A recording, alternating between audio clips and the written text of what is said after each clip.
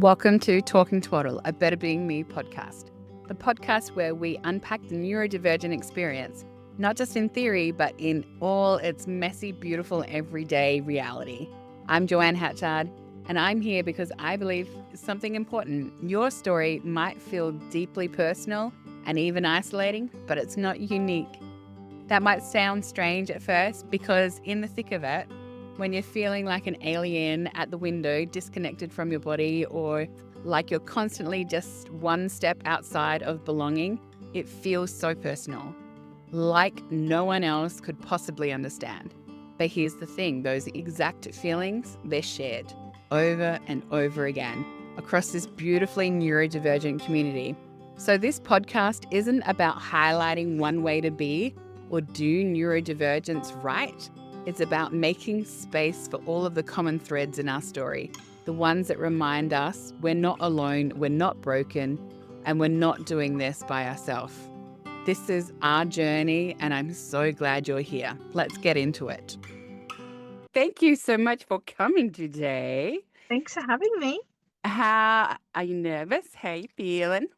No, I'm excited. I love being on podcasts. I think it's so fun. Yay. Yeah. Beautiful. Are you ready? You want to jump Yep. straight in? Any questions? Yep. Queries? Sure. No, I'm assuming you're just going to ask me questions? Yep. Yep. Okay. Let's go. Excited. Right. Oh, I'm a bit awkward at the beginning, so just don't look at me. Okay. Welcome. Today we have a powerhouse of a woman, Paige Carter. Oh my God, let me try that again.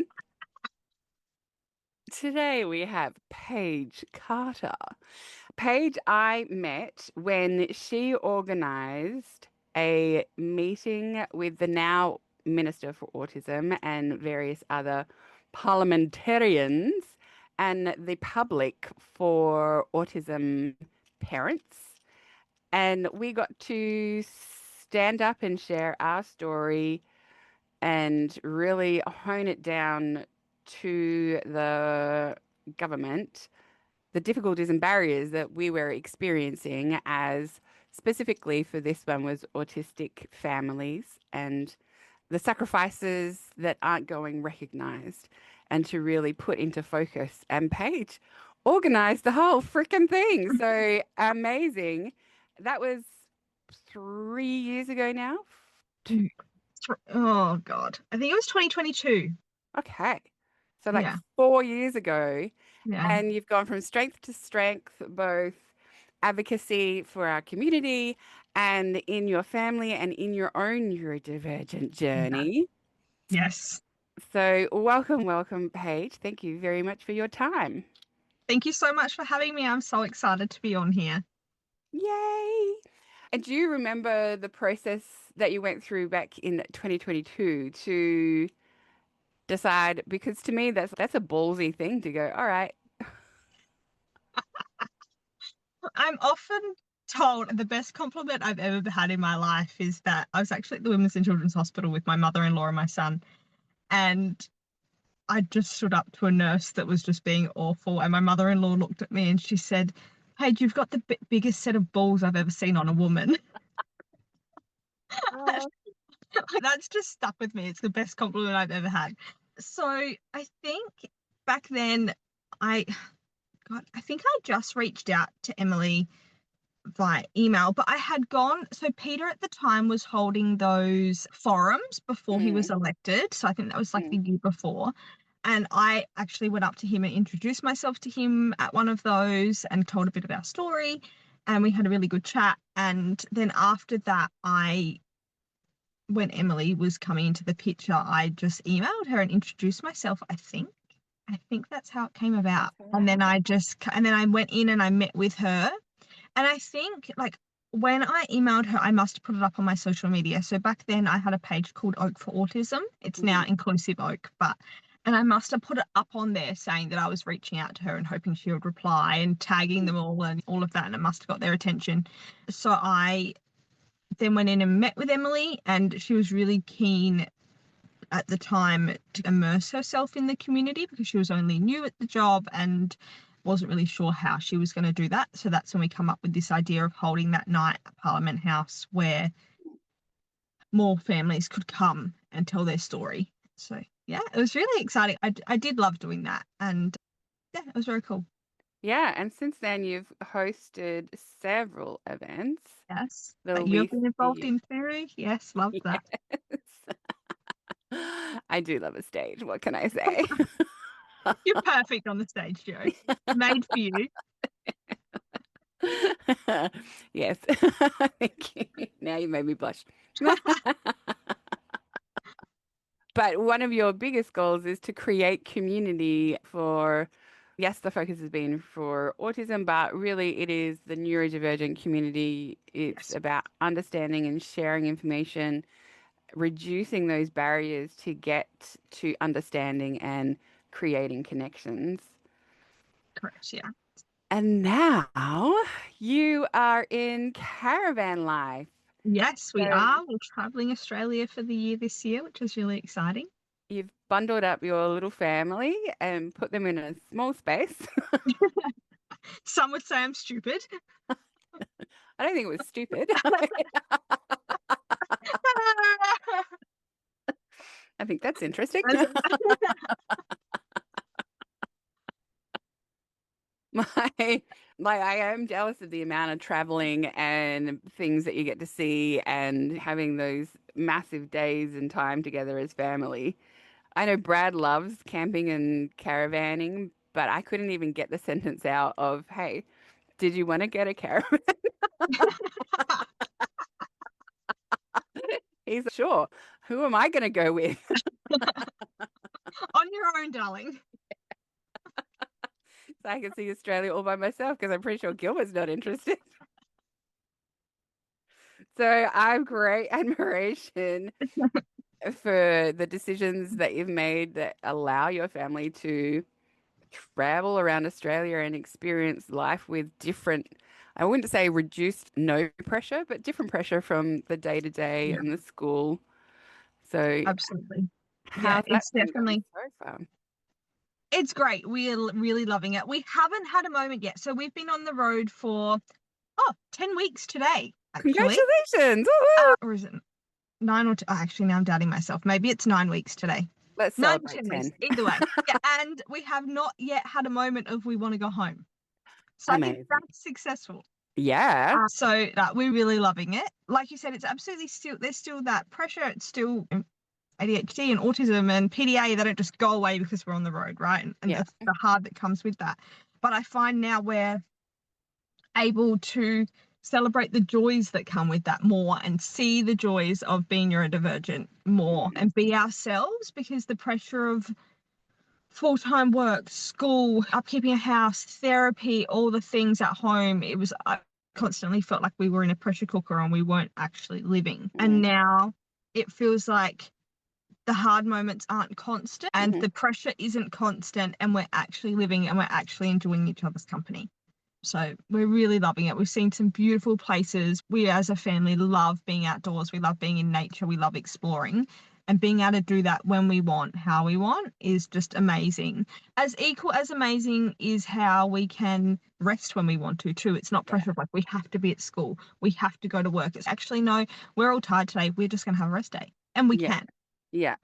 No addenda or tick flick that you need to get through for every time. Yes. Yeah. Yeah. So nice.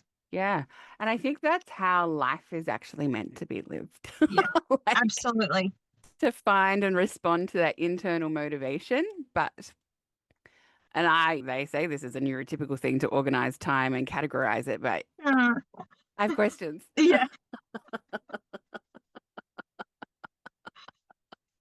But yeah, to move out of that, say the Renaissance period where you got to be multi-talented, move with the seasons, move with the day, the demands of like modern society, it's hard fucking work to get it all Oh, there. it is. It's so fucking hard. We were so burnt out and done as a family. We went through, so Oakland is our youngest. He's 7.5, autistic PDA, ADHD, and he also has epilepsy. And we're now looking into an autoimmune disease as well, just to why not? Round it I out. just love to add more things. It's great. And he went through some really traumatic times at school. The mainstream schooling system just does not meet his needs at all, but he doesn't qualify for special ed in South Australia. Don't get me started on that. We'll be here all day. Um, and like it was just such an awful year last year for him. School just destroyed who he was. And it was really sad to watch. He went through a major regression. He developed severe anxiety. He went into really severe burnout. He had school trauma. It was really awful for him. And we watched him change and just becoming like turn into a boy that we didn't recognize. And it was really sad. And that pressure cooker, like that, it just felt like everyday life for us, the way it was, just was not feasible anymore. And we had to make a change. Yeah. And it's really nice since being on the road, we are seeing him return to himself. He's so happy, and he did regress in his gross motor skills. And now, since being on the road for 9 or 10 weeks, whatever it is, Let's say 10. he's swimming without floaties again. Oh, He's wow. riding his scooter, which he'd never been able to do. He's Yeah. like yesterday, he jumped off a jetty.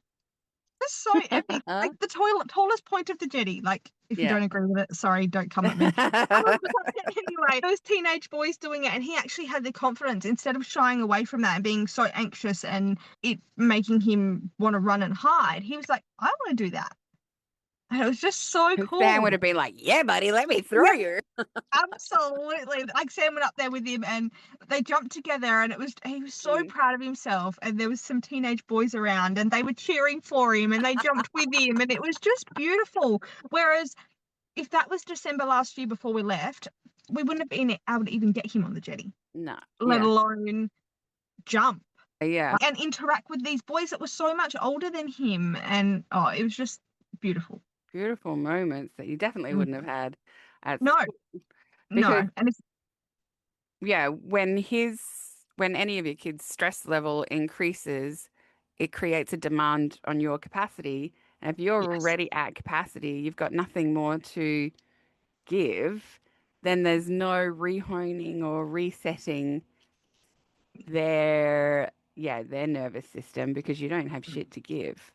No. So, And literally, like when we were at home, even just asking him what he wanted for breakfast was more like we were asking him for more than he had to give, even with that simple basic question. And it was like I literally was talking to his therapist about like, how do I ask what he wants for breakfast?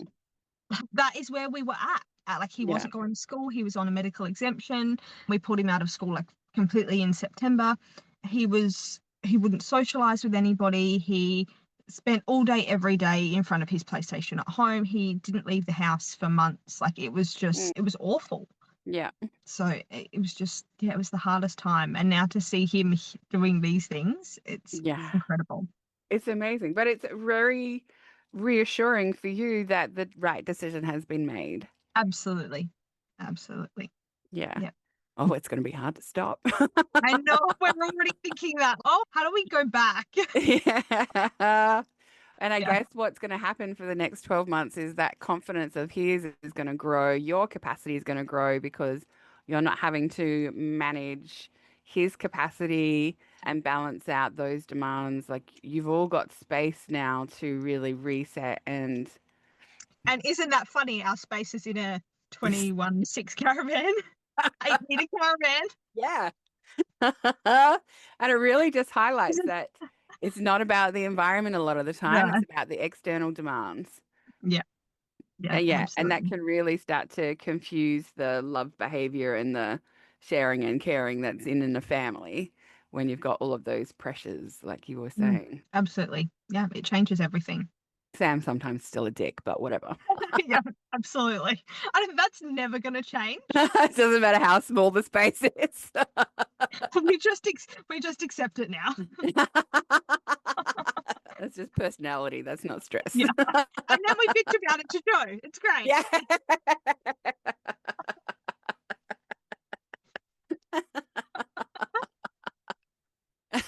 I can imagine with all of this internal frustration at the family systems that what was the thing that happened that you made you decide to reflect on your own neurodivergence and move into that ADHD diagnosis? Yes, I was diagnosed with ADHD in April last year.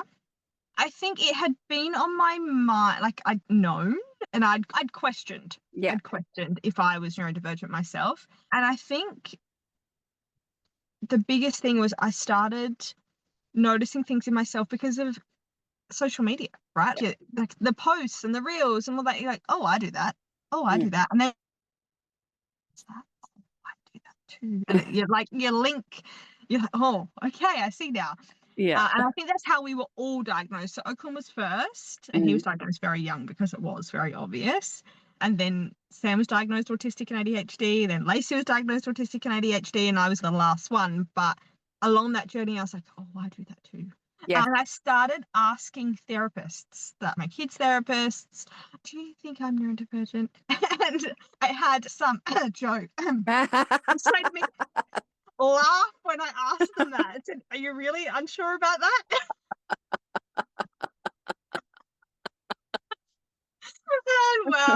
And then his pediatrician had a similar reaction. His Paige, I thought you already knew.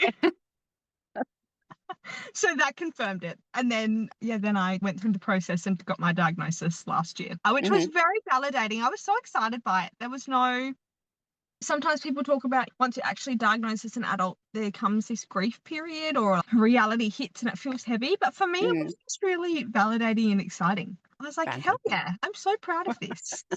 Yeah. It's like an acceptance piece. And I think two things can be true. There is a grief period of romanticizing what the past could have been. And I think that's the danger when we start to fantasize about what could have happened had we had an earlier diagnosis.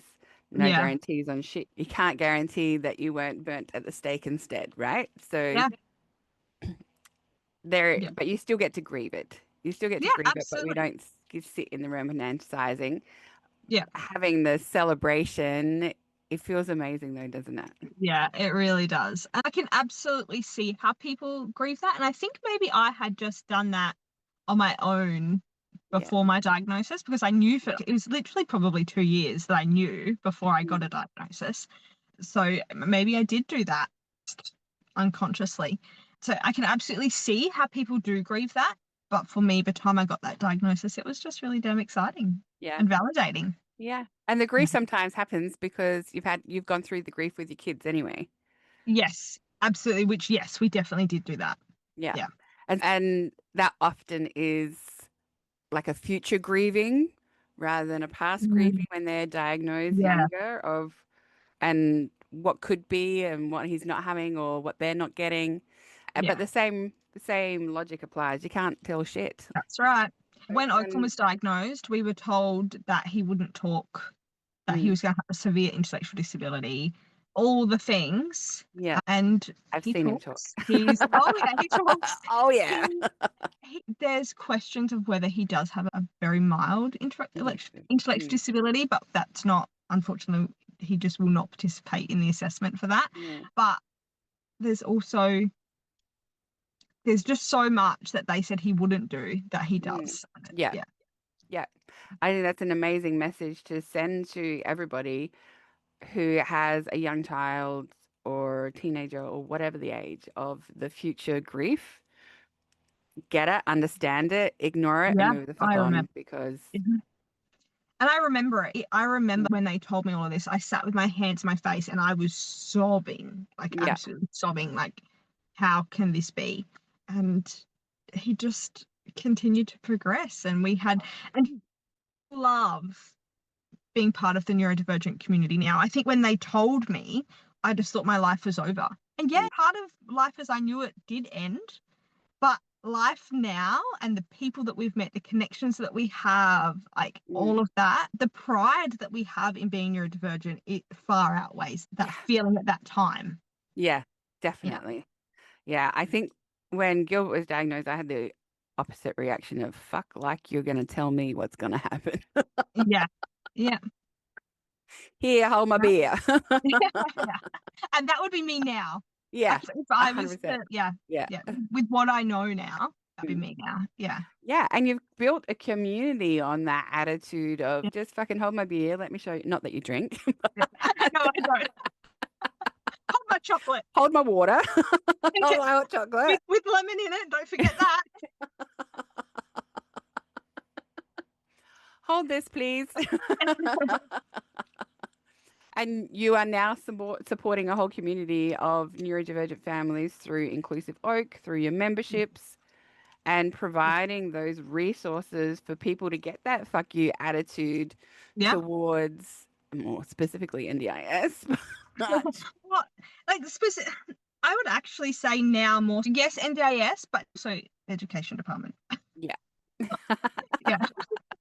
Because the level of trauma we've experienced from the education department is huge, and I just have such a huge passion for teaching parents how to step into being their own badass advocate. That's what I say. Like, Oh, yeah. you have to become a badass advocate to get the best for your kids, and 100%. you have to be willing to fight and learn how to do it in the way that's going to work Yeah. to get what your child needs. And Yeah. I'm just so passionate about teaching families how to do that. Yeah. Fantastic. I feel like once a family connects with me and I start helping them, and then the education department see my name, they're like, oh, fuck. Jesus. Another one. I thought we got rid of her. She was a man Yeah. traveling around Australia. How come she's still here? Popped up again, damn it. I think that's good. Yeah. Everyone's always joked to me that the medical system, the NDIS, the education department have my photo behind their screens. Like, if this bitch pops up, watch out. Just say yes and give her whatever she wants. She's Yeah. gonna get it anyway. It's not worth it.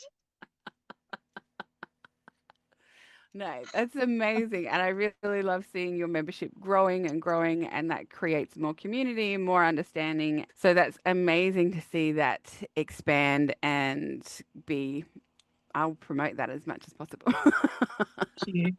Thanks so much. You're welcome.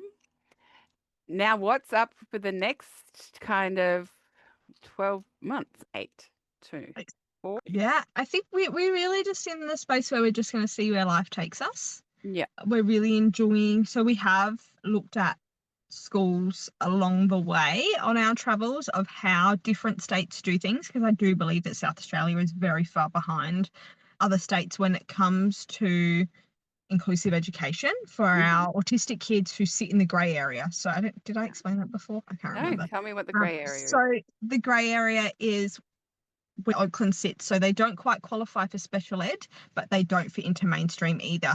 And in South Australia, there's nothing for our kids that sit in that grey area. They end up burnt out, trauma, regression.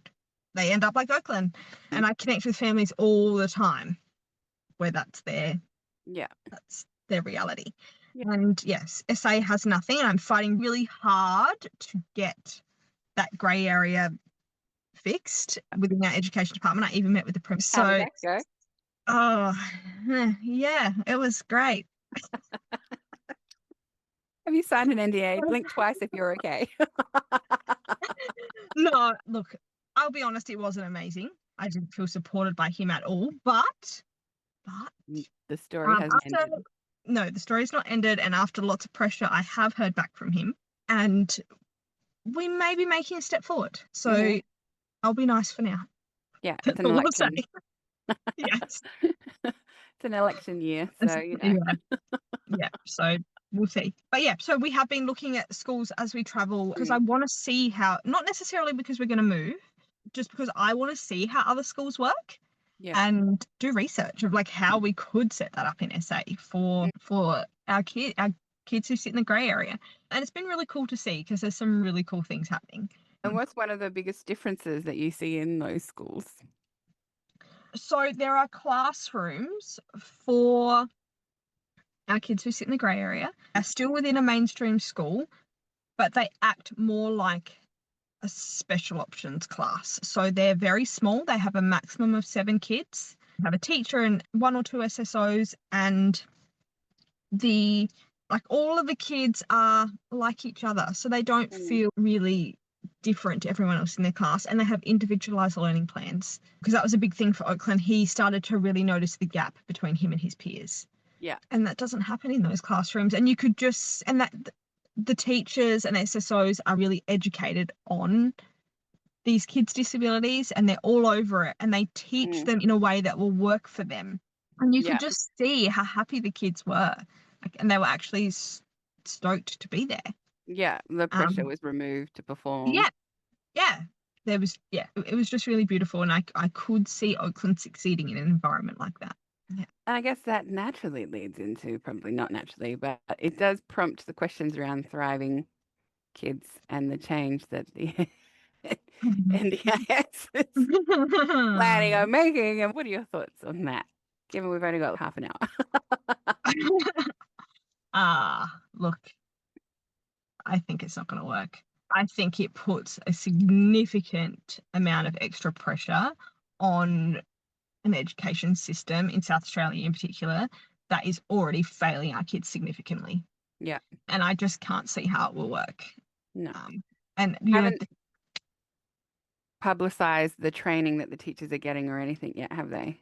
No, they haven't publicized much, really. No. Like, it's still very, honestly, the way I look at it, they don't even know how it's going to work. No. No, they don't. They're throwing a name out there, and that's kind of it. And the $13 million that went along with it. Thank you very much. Yeah, which is nothing. I'm sorry, that's nothing. For the problems that we have, like, it's nothing. It's not going to fix much. No. I mean, it'll fix thriving kids' bank account, no dramas, but exactly. And that's about it. What's the outcome? What are the I just, unfortunately, I don't want to put more fear in parents who are already so extremely stressed, but I also think it's important for us all to come together and use that fear of what could happen to advocate that this is not right for our families. Yeah.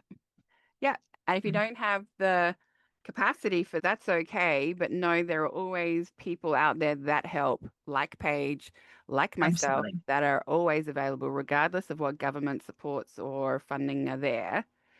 Absolutely. There is always resources and information. A really good way of someone contributing without having capacity is on my website. I do have an advocacy campaign up there, and the submission form, so it is literally just for me to gather evidence to give to the department.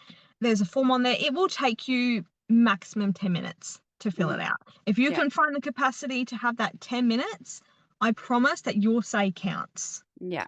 And as every submission comes in, I'm collating that. All of the submissions that I already had when I met with the Premier, that he's got them all. There's power. I always say that there's so much power in numbers, and it doesn't mean you have to be standing next to me fighting the whole fight and getting to meet the Premier and all of that. I'm not expecting you to have the capacity for that, but just filling out that submission form can make such a difference. Hello, I'm Joan Hatchard, founder of Better Being Me and creator of Be Me Completely. For years, I worked with families across Australia, helping them understand and support their neurodivergent children. But what I've seen over and over again is a growing number of women silently screaming for help. Women who've spent their lives adapting, masking, and trying to keep everything together, only to realise that they've lost themselves in the process. This is why I've created Be Me Completely, an 8-week program designed specifically for late identifying neurodivergent women. I help you reclaim your identity and embrace who you are. Come with me as we peel back the mask and learn to feel comfort in the world. This isn't about fixing yourself. You are never broken. This is about putting your needs on the table, recognizing your strengths, and learning to live in a way that works for you. Join me for 8 weeks of support backed by a lifetime of access so you can finally remember who you are, because my life is better being me and your life is better being you. Yeah, amazing. And I will make sure that is included in the show notes so we can share it around. Thank you. Yeah, you're welcome. So lots of different aspects of you in one person. Yes. ADHD? Really? What? Like I said, really? How are you tapping into each of those areas so they feel satisfied without you getting that frustration up? I do like to have my fingers in lots of different pies, and a lot of the time I have to consciously slow that down Yeah. so that I don't get, because I will just take it all on and do it all. But I think it's important I remind myself to do things that I enjoy Yeah. as well. It doesn't, that, my whole campaign isn't going to burn down because I haven't done anything on it this week. Like, Yay. reminding myself of those things is important. Actually, no, today I really don't want to do that. And I'm actually starting to resent it because I'm putting so much time into it. And just reminding myself that actually it's okay not to go full force at that in every moment that I can. Yeah. Amazing. And I think that prevents the burnout for the advocate. A lot of the time, other advocates haven't got that foundation to spring from. So when they push off with their passion and that runs out, they land flat and they feel like then they've failed not just themselves, but a whole community. So Yeah, having that balance. absolutely. And I definitely didn't have that balance in the beginning. That's a large skill. Yeah. Yeah. Yeah. Yeah. But it's an important thing to learn. And if take it from me, from someone that's been advocating for a really long time now, like I've worked in disability since like literally a week after I finished year 12. So, and I've always been an advocate for my clients. And obviously then that moved on to having my own son with a disability and becoming a neurodivergent family and all the things that come with that. But I look back to how I advocated in the past. Definitely burnt myself out and Yeah. learnt the hard way. So if you are on the beginning of your advocacy journey, take it from me that it's okay to be like, I actually can't do that today. And it doesn't mean I fail. Because it No. will be there tomorrow, or it will be there in a month's time when I'm ready to pick it back up again. Yeah. Yeah. And I think that's a perfect reminder, especially when we're moving into the wider community and almost a global space, that these are not issues that dissipate overnight. Yeah, There is a systemic change that tends to that's right. need to happen. And so for that to happen, it takes time. Yeah, It's like turning a big freaking ocean liner versus a speedboat. yeah, exactly. Like when you commit to something like this, you're in it for the long haul. Not that it's not a race, Yeah. and it's got to be slow and steady. Yeah. Otherwise, you will lose your passion for it, and you'll resent it, and Yeah. you become angry and bitter. And I've seen that over and over again, and it's awful. Yeah. Yeah. Where I think your attitude is basically, oh, they've said no, I'm sorry. Let me try again. Yeah, I didn't accept no. Sorry. I must But have how can said we this go in the wrong next? way. Let me Yeah. reframe that for you. Yep. Yes. Yeah, absolutely. That's my way. Like I don't accept no and it's because my passion for our kids deserve better is strong. Yeah, Yeah. 100%. Look at you doing all the things. And how's Sam and Lacey coping? Really good. They're loving it. Sam is, you can see his nervous system is just, he's calmer, which is nice. And he notices more now when he's overwhelmed and when he can be like, oh, and you can see him stop in the moment and be like, no, like I shouldn't react like that. And it's really nice. Beautiful. And it's nice just to see him really happy, and enjoying things and not just tired and struggling. Lacey is really loving it as well. She loves making new friends and being able to swim and do all the things because school is hard for her as well. Not as hard as Oakland, but still difficult. One thing she has struggled with a bit is that she misses her friends. She's 11. That's been a bit harder for her, but at the same time, she's still loving it. She's loving the Yeah. experience and she understands that we will go home and that she will get to see her friends again and that she makes friends really easily and she's learnt that how to make friends easily and value those connections and also value the time as a family. Yeah. Yeah. So we're Fantastic. all loving it. It's Yeah. really good. That is amazing. Now, you and Sam have been, remind me, how long have you and Sam been together for now? 19 years this year. Yeah. I haven't done anything for 19 years other than breathe, I swear to God. Yes, Sam and I met in high school on our year 8 transition day. So And do you know how I met my lovely husband? He came up behind me while I was climbing up the staircase and tripped me, and I went headfirst into the step that was in front of me. That That's how sounds I about met right. him. Yeah, and he's been Uh, tripping you up ever since. Literally. Yes, so yeah, really long time. Yeah. So you are very much in a unique position where you can say that you have experienced somebody's journey from what, 15, 14. 14, and then Yeah, into adulthood, and how much of a difference it makes to get a diagnosis, formal, yeah, informal, otherwise the recognition. yeah, absolutely. And yeah, seeing his journey is just huge. Yeah, and seeing the difference in him and who he is now, and proudly accepts who he is, because when Oakland was first diagnosed and then Sam was diagnosed, he felt a lot of guilt, I think, and shame. And he didn't want people to know, and he didn't really want to share his journey. And he felt like he was responsible for Oak's diagnosis and all of those things. And it was really hard for him. And we definitely went through that grief process, like we were talking about before. But now, a few years later, he's so proud. He tells everyone, yeah, I'm autistic. Like, oh, as if what you couldn't tell. Yeah. He was like, I just asked what you wanted to order. Yes. Yeah, he's just really proudly autistic now. And I think that the growth is just huge. And the it's real watching someone go through their self-discovery journey is Mm, just such an honor. It's mm. beautiful. Yeah. And it really highlights how much acceptance makes a difference. Absolutely. The fear around naming it or being put in a box Yeah. or not wanting to talk about it, I think just creates tension because then it's not free flowing information. You can't develop a language for something that you're ignoring or not acknowledging. Yeah, absolutely.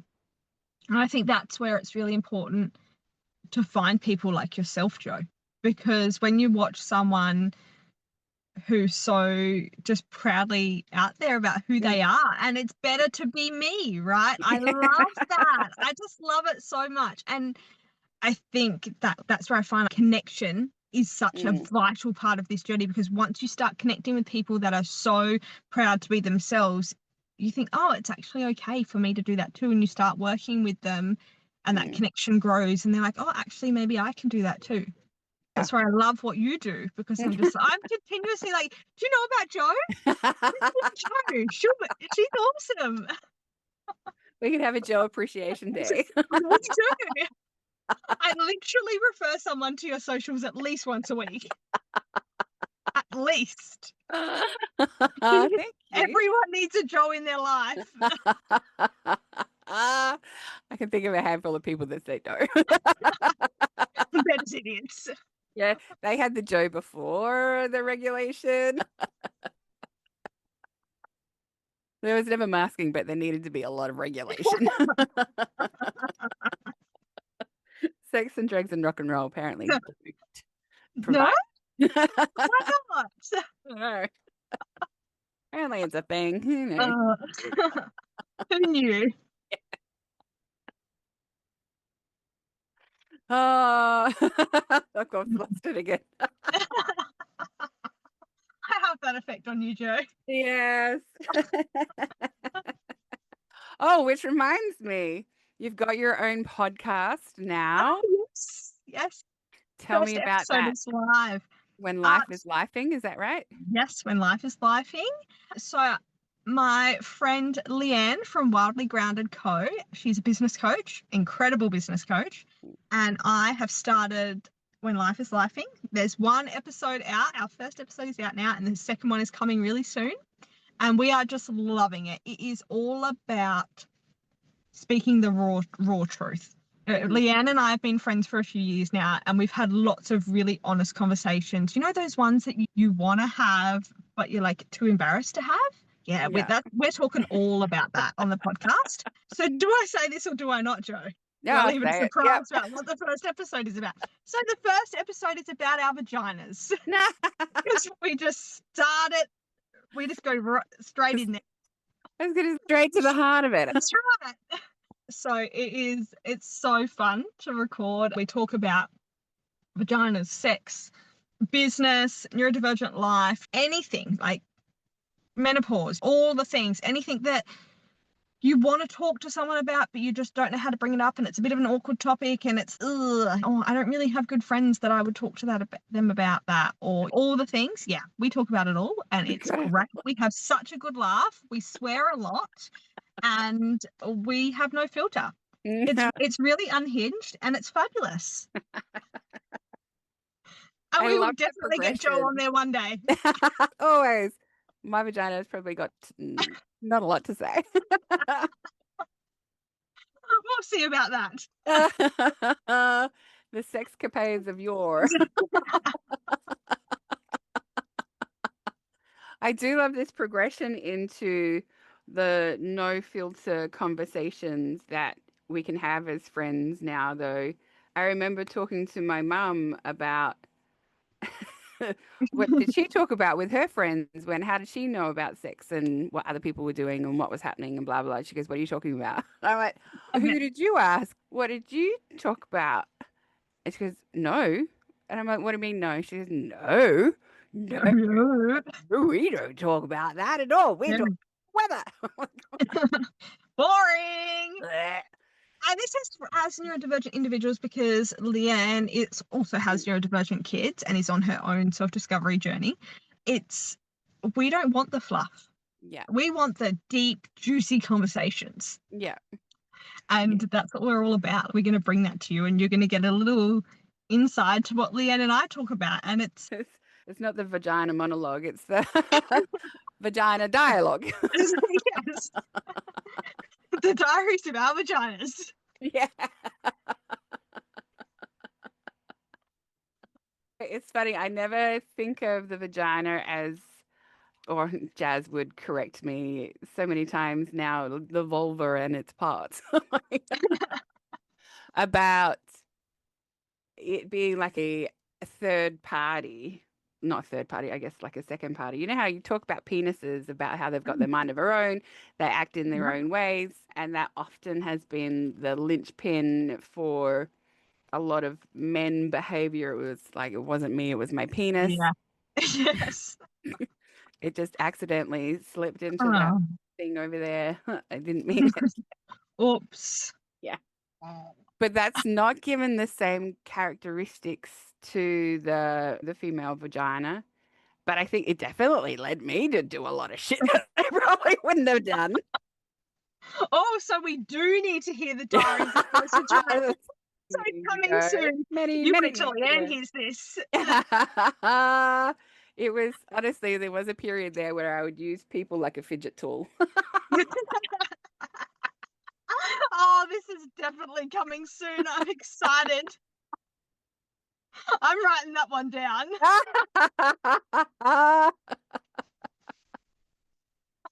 So it's interesting to start having these conversations now and really bring that equality. Yes. To the hormone, and that urge has a individual motivator that needs to be recognized, because without the recognition, we don't know where it comes from sometimes, especially like neurodivergent people, where they can't see a lot or feel a lot of that internal cueing, but the external cues will tell you the information. Yeah. Yeah. I might not have said I was a stressed person, but for the amount that I drank, ate, smoked, and had sex, there was high indicators. Yeah. The highly stressed person. Yeah. And I think people, it's just not spoken about enough. We're not, the more we talk about it, the more we be raw and vulnerable, the more impact we can have, right? And that's what it's all about. Yeah. Yeah. We're the little besties in your back pocket, and you can message us your conversations. Hopefully it makes people feel comfortable to have those conversations. It's definitely going to take the cloak of mysteriousness away. I think there's sometimes we joke about the boys in their locker room and how gross they are. I'm like, you haven't been on a bachelorette party with a bunch of ladies drunk, because fucking hell. Yep. Yeah. There's some Oh, yeah. explaining to be done there. So I'm all Oh, for changing the narrative from my penis made me do it to it was my vagina, and see if we can get that trope going for the next couple of yes. decades Yeah. before we have to wrangle them back in. Oh, there's no wrangling them back in loud and proud.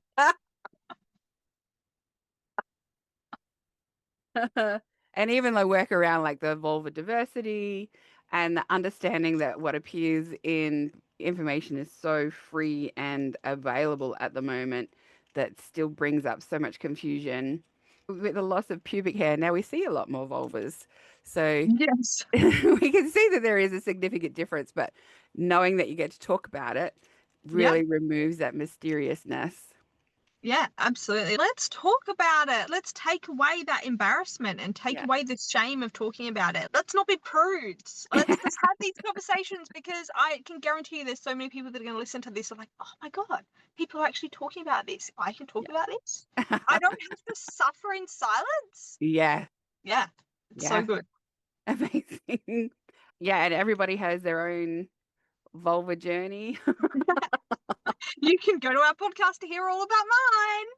All about it. I won't talk about the details of yours because I want people to go listen to your podcast.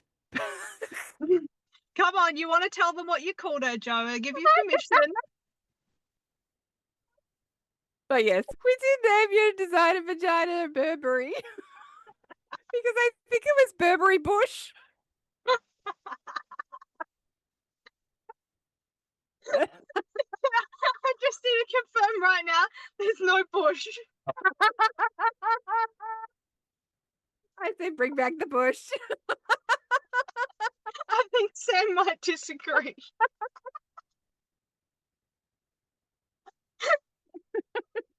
I think that was the name. It was. Now you can all go out and find out why on When Life is Lifing. Yes, that's right. That's a good segue to When Life is Lifing with Leanne and Paige talking about vulvas, vaginas, and the Burberry bush. You go between the two Burberrys. Oh, God.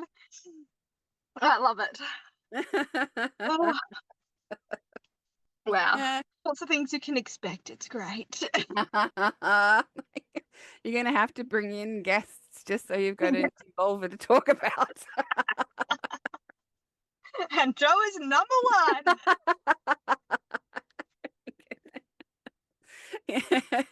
Oh, God. I love it. Oh, God. You got tears. This always happens when we get together, Joe. It does indeed, yes. Oh, I'm sweating a God.